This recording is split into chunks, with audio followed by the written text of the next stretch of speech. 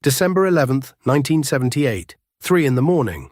A black Ford Acon O-Line van pulls up to Building 261 at JFK Airport, Lufthansa's cargo terminal.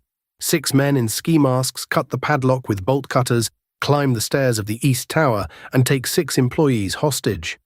90 minutes later, they drive away with $5.8 million in cash and jewelry, the largest cash theft in American history at the time. Within months, almost everyone involved in the heist is dead. Not from police, from each other. You're listening to the Unlit Room. Every story in here actually happened. That's the part that should scare you. New stories every day, Monday through Saturday. Today, the perfect heist that nobody survived. The Lufthansa cargo terminal at JFK handled overseas shipments, high-value freight that moved through New York on its way to somewhere else. Cash, jewelry, electronics. The kind of cargo that drew attention from people who knew how airports worked. Louis Werner was one of those people. He'd worked at Lufthansa for years. He knew the schedules, the security gaps, the vault procedures. And in 1976, he and a colleague stole $22,000 in foreign currency from the terminal. They got away with it. 2 years later, Werner was in debt to a bookmaker named Martin Krugman. He told Krugman about the cash shipments, millions in untraceable US currency flown in from Germany every few weeks. Krugman told Henry Hill. Hill told Jimmy Burke. James Burke, nicknamed Jimmy the Gent by the press, though there was nothing gentle about him, was an associate of the Lou KZ crime family. He specialized in hijacking trucks, robbing cargo, and disposing of problems.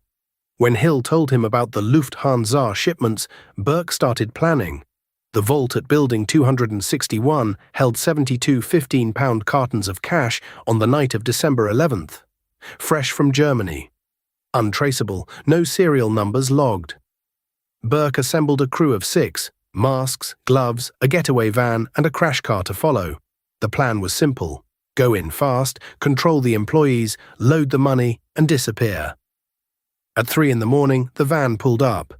The crew cut the padlock and entered the East Tower. John Murray, the senior cargo agent, was the first hostage. They forced him and 5 other employees into the lunchroom, ordered them to lie flat with their eyes closed. One of the robbers held a gun. Another carried bolt cutters. Kerry Whalen, a cargo agent on the loading ramp, noticed men in the van who weren't wearing masks. He tried to run. He was pistol-whipped and dragged inside. JFK at 3 in the morning is a strange place.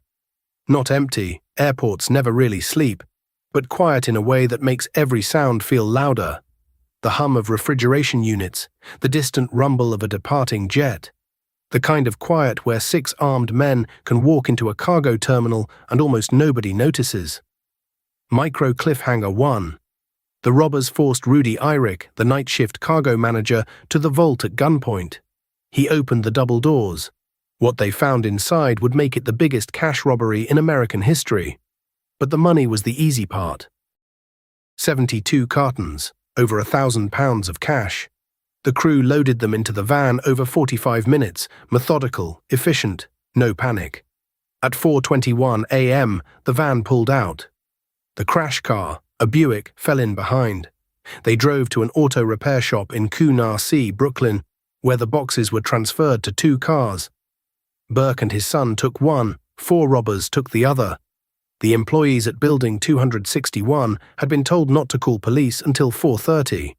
At exactly 4:30 a.m., the first emergency call came in. By then, the crew was gone. Total take, $5 million in cash, $875,000 in jewelry. In today's dollars, $29 million. It was the perfect heist. And then the driver did one thing wrong. Parnell Edwards, known as Stax, had one job. Drive the getaway van to a junkyard in New Jersey owned by John Gotti's crew. The van would be crushed, incinerated, gone. No evidence, no trail. Edwards didn't do that. He drove the van to his girlfriend's apartment in Brooklyn and parked it in front of a fire hydrant. 2 days later, police found it. Edwards' fingerprints were inside. On December 18th, 6 days after the heist, Edwards was found shot dead in his apartment in Queens. Multiple gunshots, execution style, he was the first. There's a saying in organized crime, 3 people can keep a secret if 2 of them are dead. Burke had just pulled off the biggest cash robbery in American history with a crew of 6, plus the inside man, plus the bookmaker who set it up. That's 8 people who knew. 8 people who could talk. 8 people who might spend their share too visibly, get picked up on something unrelated, or decide a deal with prosecutors sounded better than a bullet. Burke didn't call a lawyer. He called in favors of a different kind. Martin Krugman, the bookmaker who passed Werner's tip to Hill, was supposed to get a cut. He never got it. He started asking questions, loudly, publicly. In early January 1979, Krugman disappeared. His body was never found. Louis Kafora was one of the robbers. In March 1979, Kafora and his wife were found shot dead in a car. Tommy Daysim O'Neill, another crew member, was allegedly murdered by the mob in early 1979. His body was never recovered. The heist had been clean. The aftermath was a bloodbath. Burke was eliminating witnesses and keeping their shares. The $5.8 million was supposed to be split 8 ways. Burke was making it a party of 1. Micro cliffhanger 2. One man realized he was next, and he made a phone call that would bring down an empire. Henry Hill, the man who'd brought the Lufthansa tip to Burke in the first place, watched his friends die one by one. He knew Burke. He knew how this worked. He knew he was on the list. __break_9, B798,071 __. In 1980, Hill became an FBI informant. He testified against Burke, against the Lucchese family, against the entire operation. His testimony didn't convict anyone for the Lufthansa heist. The evidence was gone, the witnesses were dead, but it exposed decades of organized crime activity. Hill entered witness protection. His life became the basis for Nicholas Pileggi's book Wise Guy, and later Martin Scorsese's film Goodfellas. The irony, the Lufthansa heist made Hill famous. Not because he robbed an airport, because he survived it.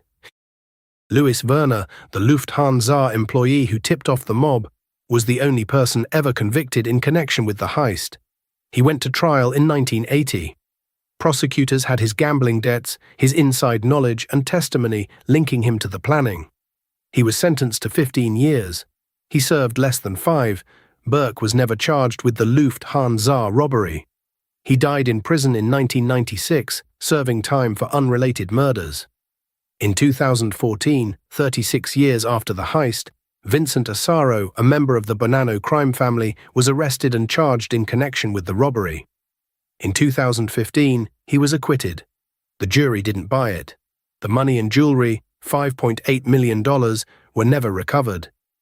Not a single dollar, not one piece of jewelry. Gone. The Lufthansa heist is remembered as one of the most daring robberies in American history. And it was. 6 men walked into an airport, held employees at gunpoint, loaded over 1,000 pounds of cash into a van, and drove away. No alarms, no injuries during the heist itself, no arrests on scene. But the robbery wasn't the hard part. The hard part was walking away. Burke killed his own crew to protect the secret. Hill turned informant to stay alive. Werner went to prison. Edwards, Krugman, Kafora, Daysim O'Neill, all dead. The money disappeared. The only people who profited were the ones who stayed silent or ran fast enough. It was the perfect heist, and it killed almost everyone involved. If this one kept you up tonight, good. New stories every day, Monday through Saturday. Subscribe so the next one finds you too. Follow the Unlit Room wherever you listen. Tell a friend who can't sleep. Full story on the main channel. Follow if you're wide awake. That was the Unlit Room. See you in the dark.